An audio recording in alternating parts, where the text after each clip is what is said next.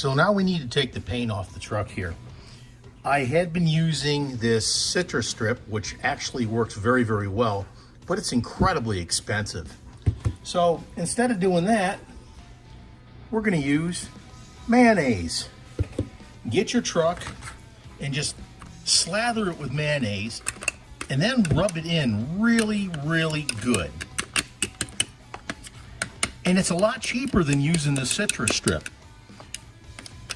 Okay, now we're gonna let that sit for a while and then we'll see how it turns out. But there you go, that's your tip for today.